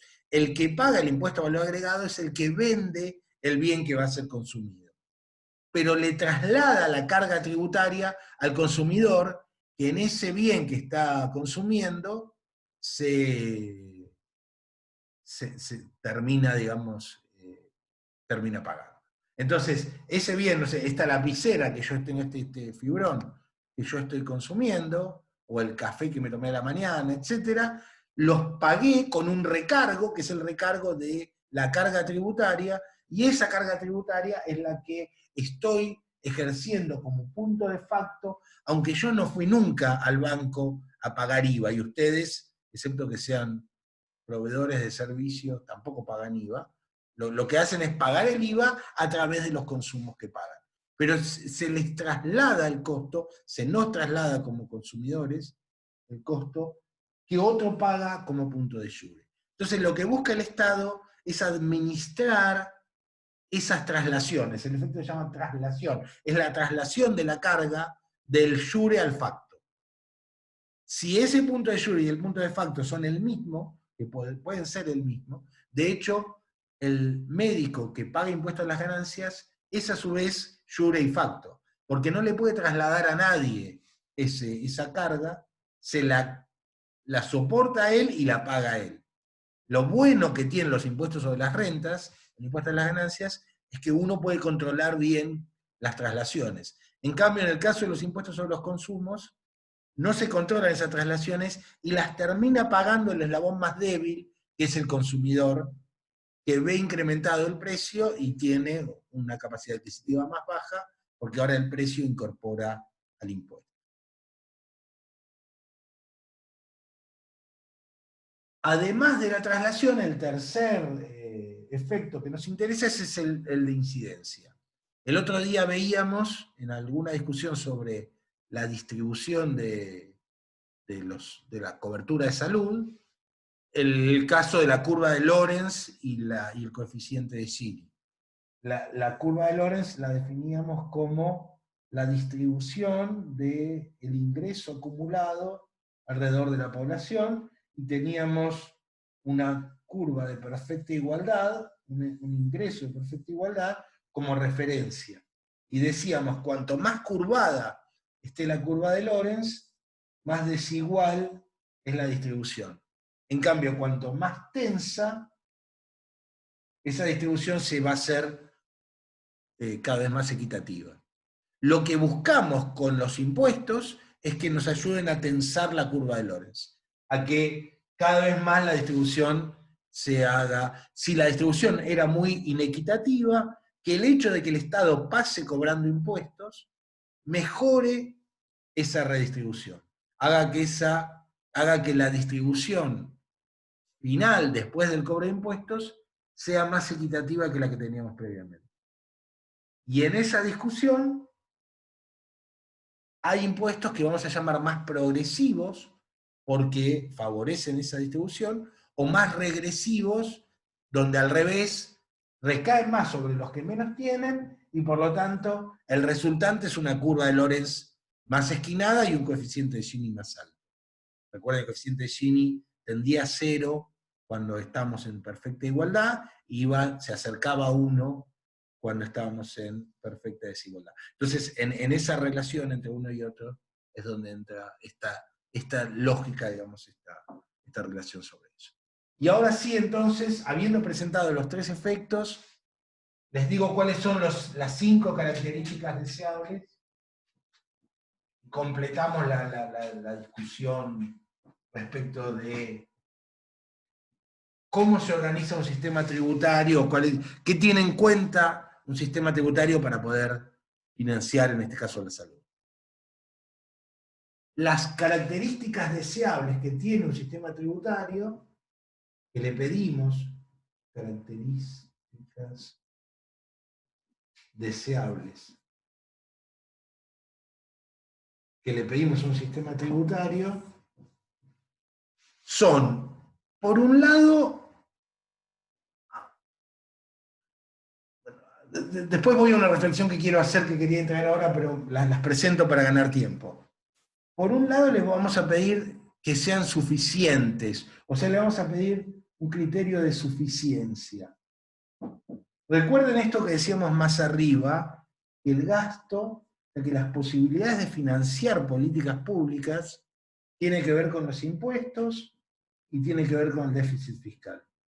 El déficit fiscal podemos decir que está dado. O sea, tenemos una capacidad de endeudamiento que no podemos extender, y Argentina nos da muchas muestras de eso, ¿no? Digo, en este momento hay un proceso de negociación de la deuda, porque nos bandeamos con el déficit fiscal, y llevamos el déficit fiscal a un nivel muy alto que es muy poco financiable, y estamos muy cerca del default en relación con esto, ¿no? Digo, les pasé un articulito que discutía, donde Marina del Poyeto discutiendo esta lógica de las dificultades de financiamiento y cómo la emisión, de alguna manera, es el único, en este momento es la única forma de avanzar, digamos, sobre estas prestaciones. Lo que quiero decir es que tanto ese déficit como la emisión son mecanismos de emergencia que no pueden sostenerse en el tiempo. Si yo quiero de verdad ampliar el espacio fiscal, lo que tengo que hacer es ampliar los impuestos. Yo tengo que ampliar la base tributaria. Y ampliar la base tributaria es lo que me va a permitir ampliar el espacio fiscal y tener mejores servicios de salud. Tener más financiamiento disponible para los servicios de salud. Tanto para la salud pública como para toda la vinculación que tiene la salud pública con la seguridad social. Por lo tanto, hay impuestos que pueden ser muy buenos, pero si cobran poco, no me sirven desde esta perspectiva. Yo necesito que recauden suficientemente. Y este es un atributo por el cual todos los países latinoamericanos soportan niveles de IVA muy altos, ¿no? Digo, el IVA van a ver que puntúa bastante mal en otros de las características que voy a estar planteando. Pero nos da muchos recursos, y por lo tanto nos bancamos ese impuesto bajo esta lógica. Un impuesto peor incluso, ese impuesto a los ingresos brutos, que cobran las provincias sobre los consumos, o sea, que atañe directamente a los consumos, pero con más percusión que el IVA. Por distintas razones que no tiene sentido y no tengo tiempo para explicar acá, el impuesto a los ingresos brutos funciona mucho peor que el IVA, porque se acumula en las distintas etapas de producción, genera concentraciones, tiene una percusión mucho más profunda que la que genera el IVA. Pero los gobernadores sostienen ingresos brutos porque tienen disponibilidad de recursos muy importante. Casi el 80% de los ingresos propios de las provincias proviene del impuesto a los ingresos brutos. Por lo tanto, la suficiencia es un atributo que le dedicamos, porque aunque nos traiga algunos males, esos males se pueden compensar por el lado de las políticas. Esa es la lógica.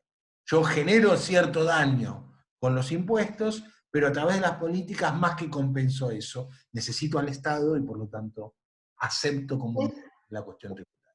Una consulta, entonces todos estos son regresivos, son impuestos regresivos. IVA y ingresos brutos, sí, exactamente. Y por eso, nunca se tienen en cuenta impuestos progresivos, son mala palabra. Dicho de otra forma, tu comentario, que creo que lo entiendo, la progresividad del sistema tributario es un desafío pendiente en toda la región latinoamericana. Y Argentina está avanzando. Si ustedes ven la evolución de los impuestos, estamos cobrando mejor impuesto a las ganancias, que son los progresivos. Ahora voy a eso, es uno de los atributos que le voy a pedir. pero todavía hay un desafío importante en términos de reforma tributaria. Impuesto a la riqueza sería uno de ellos. Los impuestos que recaen sobre la riqueza. La riqueza. Exacto. Riqueza e ingresos. Ahora vemos un poco esas diferencias.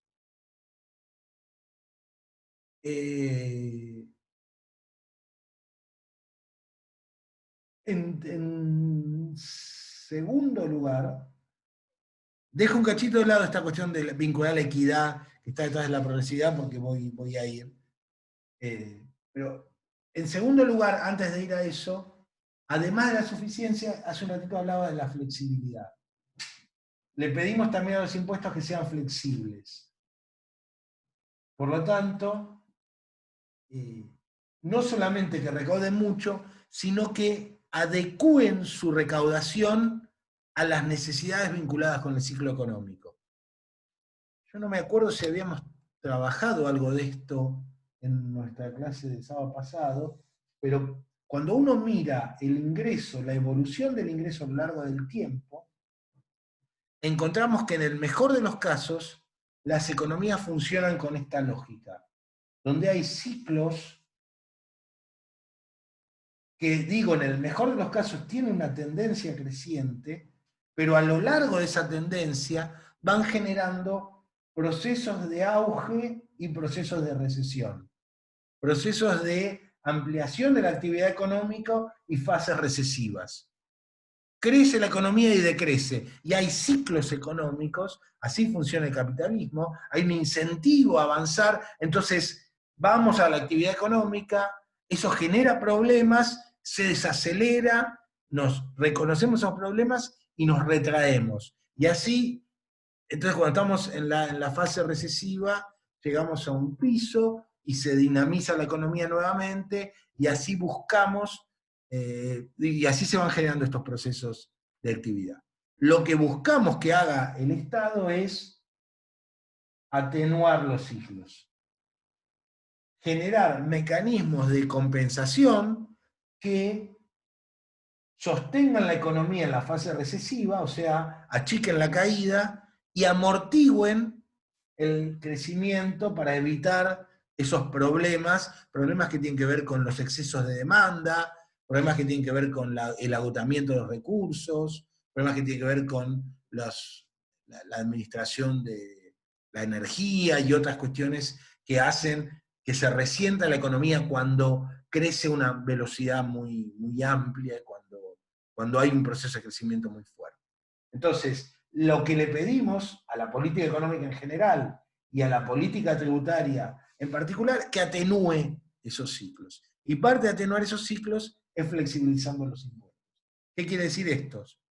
Quiere decir que cuando hay recesión, abra las compuertas de manera tal de que se reduzcan los impuestos y tengamos más actividad económica, y el ejemplo que mencionaba, creo que Sandra, ahora la perdí, pero creo que Sandra hace un ratito tiene que ver con eso. En este momento a los médicos no le están cobrando impuestos a las ganancias sobre las horas excedentes.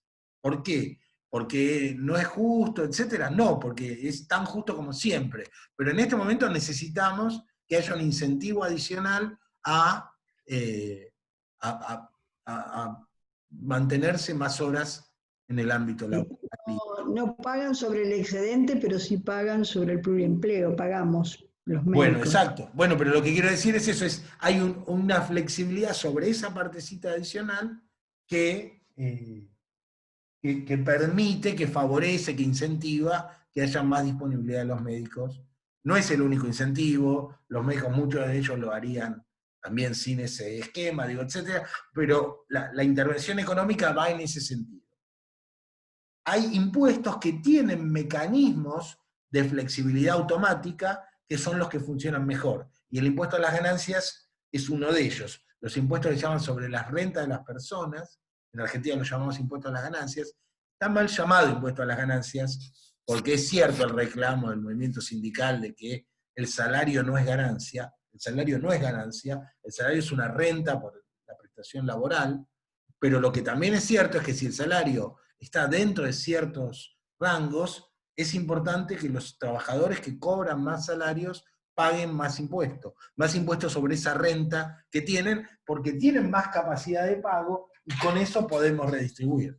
Los países desarrollados que tienen una estructura tributaria progresiva basan su tributación principalmente en estos impuestos, en los impuestos sobre la renta, combinados con impuestos sobre la riqueza. Pero en realidad el impuesto a la riqueza es más difícil de cobrar, porque para definir cuál es la riqueza de una propiedad, hay que definir cuál es el costo de esa propiedad, y eso no está claro. A veces hay una propiedad que era muy costosa hace algunos años, y ahora el mercado le redujo o le incrementó su valor. Y hay una negociación necesaria con esa evaluación. Las valuaciones fiscales de las propiedades suelen tender a reducirse, a ser más bajas, y por eso si ustedes miran cuál es el valor fiscal de sus bienes, si tienen propiedades, si tienen sus casas, van a ver que el valor fiscal de las casas es mucho más bajo. Y eso es muy más bajo porque los legisladores que tienen que votar ampliaciones de esas bases tributarias generan mucho conflicto cuando esas decisiones piantan votos, y entonces hay un incentivo al legislador a no actualizar la base tributaria. Y si no se actualiza la base tributaria, entonces es difícil cobrar impuestos sobre la renta. Si yo, en cambio, estableciera un buen impuesto sobre la herencia que le sacara una proporción importante al individuo cuando hereda de sus padres, de sus familias, y a partir de ahí le grabara su fluctuación de rentas, con el impuesto a las rentas yo lograría una estructura mucho más progresiva sin tener que aplicar un impuesto importante sobre la riqueza. Por lo tanto, quiero decir, Perdón. Déjenme un segundo que completo y ahí voy a la discusión. Digo, los países que mejor organizan los sistemas tributarios y que tienen más aprecio sobre estos estados amplios y de amplio financiamiento, estoy pensando básicamente los países nórdicos o los países de mayor economía de bienestar, podemos decir así, en Europa Occidental, son aquellos que tienen un fuerte impuesto sobre la herencia y impuestos progresivos sobre el ingreso, combinados con impuestos sobre la riqueza acumulada, pero el peso no está puesto ahí, sino está puesto en los flujos y no tanto en los stocks. Decime, Virginia. Sí, yo pensaba esto, es muy difícil pensar en armar como un sistema de referencia para los bienes que se actualicen automáticamente, como, qué sé yo, los créditos UVA, que tienen una unidad de valor actualizable o algo así, que en realidad es una referencia que aumenta automáticamente a medida que van aumentando los otros índices que forman ese valor, digo, por esto de que es cierto, cada vez que se quiere actualizar una propiedad es re en contra políticamente. Tiene un nivel de conflictividad político enorme. Y ha habido casos le tomaron la casa de gobierno a Scioli los chacareros hace algunos años por el incremento del impuesto a inmobiliario rural. Digo, hay... No, y a las casas en los barrios privados también. Las casas en los barrios privados, etcétera, por ejemplo, etcétera. en Capital también es más arbitrario, porque si hubiera algo así, qué sé yo, que uno supiera que se va a ir actualizando con un valor de referencia, pero por ejemplo todos los años en Capital se tira un impuesto, una ABL, que va a aumentar una X cantidad que no tiene relación con nada, entonces para abajo, pero en otros momentos, por ejemplo con un gobierno como el de Macri o de Larreta, también va para otro lado, o sea que el ciudadano queda de última desprotegido ante una decisión arbitraria. Cierto. Hay toda una discusión de cómo intentar hacer eso. No hay casos que logren esta movilidad automática exitosa. Escuché algunas ideas, sé algunos debates, pero no conozco ningún país que lo haya implementado. El costo de la propiedad siempre tiene muchas fluctuaciones porque opera con estas lógicas de burbuja, donde durante algún tiempo se incrementa por encima de lo que sería una lógica más o menos razonable de mercado. Esa burbuja después se pincha, se derrumba, y quedan más bajos, y hay toda una lógica también de ciclo alrededor de los precios de las propiedades. No hay una solución. Yo creo, en todo caso, que deberíamos tratar de encontrar algún tipo de estos mecanismos, o por vía de los ajustes automáticos con algún tipo de movilidad, o por vía de la conciencia en la necesidad de incrementar periódicamente, la necesidad de generar una tributación progresiva también a través del impuesto de las riquezas. El problema que tenemos es que en general podemos decir, los sectores sociales nos solemos creer más pobres de los que somos. Los sectores sociales medios y medios altos suelen creerse más pobres de los que son, entonces siempre quieren que ese impuesto lo pague otro, y es cierto que hay lobbies de los sectores más favorecidos que juegan en contra de todo este proceso, y por ejemplo, hay un comentario de Andrea sobre la actividad financiera.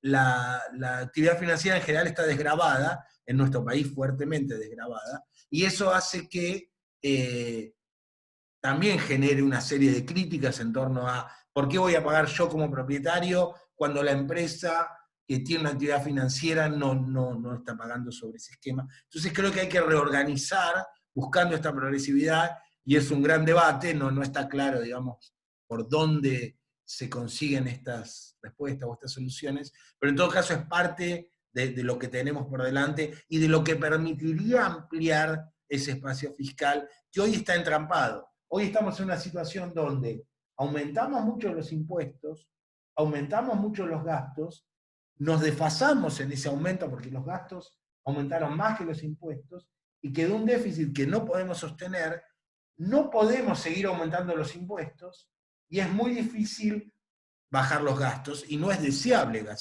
bajar los gastos, porque lo que queremos es que el Estado avance, no que retroceda.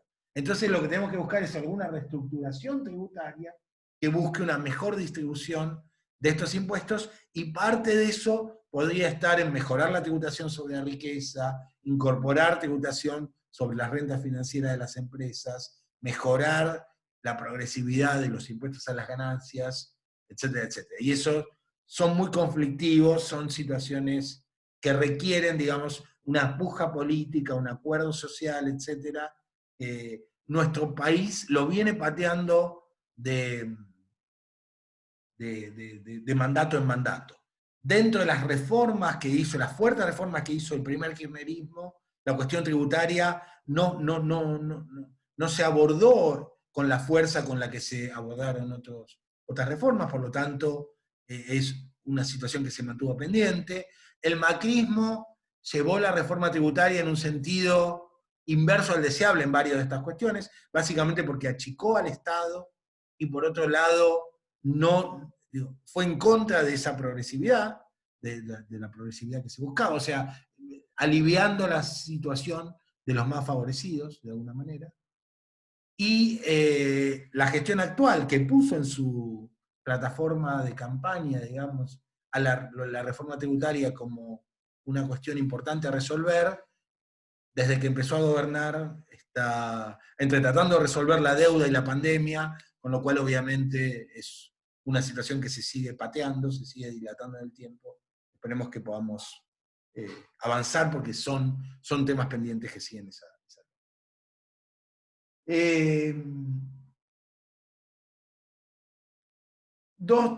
5 minutos más y recupero la media hora que perdí al inicio, y discúlpenme con este desfasaje nuevamente, ¿no? Además de la flexibilidad y la suficiencia, que tienen que ver fuertemente con el objetivo de estabilización, esa era la referencia que quería hacer al inicio, tiene que ver con esa función de estabilización. Además le pedimos a los impuestos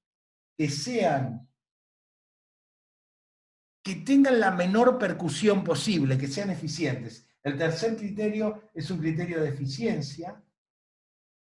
Eficiencia en el sentido de minimizar las distorsiones, hacer que ese desincentivo sea lo más bajo posible. Sabemos que todos tienen percusión, pero administrar la percusión de la mejor forma posible. Por ejemplo, tratar de que haya menos impuestos a los ingresos brutos, y en todo caso más impuestos al valor agregado, menos impuesto al cheque y más impuestos sobre las ganancias, menos impuestos sobre las exportaciones, estos derechos de exportación que funcionan muy mal en el desincentivo a exportar, que es nosotros queremos que exportemos porque necesitamos dólares, pero lo desincentivamos con esta retención, pero hacemos eso porque si no, los productores del campo, por ejemplo, nos evaden el impuesto a las ganancias. Entonces, necesitamos más impuesto a las ganancias, menos impuesto a las exportaciones, más impuesto sobre las transacciones, menos impuesto al cheque, más impuesto al valor agregado, en este caso si se quiere, dentro de los consumos, menos impuesto a los ingresos brutos. Y eso, hay toda una discusión mucho más amplia, pero que está detrás de esta búsqueda de la eficiencia. En cuarto lugar, tenemos una preocupación sobre la equidad. Ya le pedimos a los impuestos que distribuyan su carga de una manera justa, básicamente que cumplan con el principio de capacidad de pago, que cumplan con que ese principio de capacidad de pago tiene dos principios asociados. Hay un principio que llamamos de equidad horizontal y otro que llamamos de equidad vertical. El principio de equidad horizontal lo que dice es: todas las personas que tengan la misma capacidad de pago tienen que pagar la misma cantidad de impuestos. Si hay dos personas A y B que tienen la misma capacidad de pago, los impuestos que paga A tienen que ser iguales a los impuestos que paga B. Equidad horizontal, una lógica de igualdad ante la ley respecto de la capacidad. O sea que hay que armar unas bases tributarias de manera tal de que se distribuya justamente en términos de las capacidades. Y el segundo principio que llamamos de capacidad vertical, de equidad vertical, perdón, es el que dice que si hay dos individuos, uno tiene más capacidad que otro, el que tiene una capacidad superior tiene que pagar más impuestos. Y eso está dentro de la distribución que le pedimos equitativamente. Entonces estamos pidiendo que los impuestos sean progresivos y que recaigan más sobre los que tienen más posibilidades, más capacidad de pago, y no que haya impuestos regresivos que recaigan más sobre los que tienen menos. A veces soportamos algunos impuestos regresivos, por ejemplo el IVA, pero porque son suficientes o son más flexibles o, y ahí viene el último requisito, la última característica, que es la que definimos como que favorezca la administración tributaria. Son fáciles de administrar, sean fáciles de administrar. Por lo tanto, le pedimos a los impuestos que se administren fácilmente. El IVA se administra fácil. La anterior no entendí entonces cuál era. Si no era... ¿El de equidad? La distribución... Ah, el de equidad. Exacto. No, está bien, pensé que venía de la repercusión, no está bien, era la equidad. Decimos, hay una que tiene que ver con la eficiencia, que es la que vincula la percusión, y otra que tiene que ver con la equidad, que se vincula con la taxación y con la incidencia, porque nos interesa no solamente mirar los puntos de jure, sino también mirar los puntos de facto. Por lo tanto, la combinación de todas estas características me da un menú para evaluar impuestos y para organizar la mejor estructura tributaria. Lamentablemente, Argentina y América Latina no tienen un buen equilibrio de todas estas características. Tienen algunos impuestos que financian bastante bien, otros que son fácilmente de administrar. Hay algunos más o menos eficientes y otros no, pero en general la equidad es un debate pendiente y tenemos impuestos que son bastante regresivos. Tenemos impuestos que van en contra de tensar la curva de Lorenz, que en realidad mantienen o incrementan la desigualdad en la distribución porque recaen más sobre los que menos tienen y liberan las capacidades de pago de los que más tienen. Y eso es un desafío importante pendiente de la reforma tributaria. Este es un curso de economía de la salud, digamos, no me meto en detalle con eso, pero quería hacer alguna referencia sobre estas cuestiones, porque incide sobre las posibilidades de financiamiento de la salud y en la presentación que ustedes tienen van a encontrar algunas herramientas más de la discusión teórica para poder profundizar, pero puntualmente los datos de cómo viene evolucionando la tributación en la Argentina y cuáles son los desafíos pendientes de esa tributación. Lamentablemente no tenemos más Una pregunta, perdón. Sí, claro, sí. En relación a lo administrable, ¿es eso que vos dijiste que cuanto menos traslación tiene, más administrable sería? La traslación no es necesariamente mala, pero tenemos que tenerla en cuenta. Lo que quiero decir es, los impuestos sobre las ganancias de las empresas son trasladables, pero hay que tenerlos en cuenta para poder aplicarlos de manera tal de controlar cuánto de eso puede trasladarse o no a los precios, para evitar que los precios se incrementen desmedidamente. Entonces, parte de la calibración del arte de la política tributaria tiene que ver con ver, bueno, hasta acá tributo, hasta acá obligo a las empresas a tributar sobre ganancias, pero no me excedo de eso, porque si no, puedo estar generando un impacto negativo sobre los precios que dificulte, digamos, que genere más problemas que las soluciones que intenta solucionar. Y sobre esa lógica es sobre la que se van como coordinando estas discusiones. Les dejo la presentación, la tienen ahí en el sitio, se las mandé anoche, la subí al Google Drive para que vean un poco los datos de la tributación, y si quieren les puedo recomendar alguna lectura, algún texto más allá de lo que sería la cuestión de bibliografía básica del curso, que intenta aplicar esto a la vinculación del sistema de salud. Nos vemos a la 1 y vamos a empezar a plantear a la protección social y a los seguros sociales de salud en el marco de esa protección social, y también empezamos a mirar a Argentina en base de esa coordinación. Gracias y nos vemos a la tarde. Gracias. Espero resolver, bueno, por lo pronto el 4G funciona bastante bien, Sí, así que bastante bien. seguiremos con eso. Bueno, mejor así. Gracias y disculpen la demora en el inicio. Dale, nos vemos. Gracias. Dejo abierto para que sigan saliendo, pero me apago la cámara.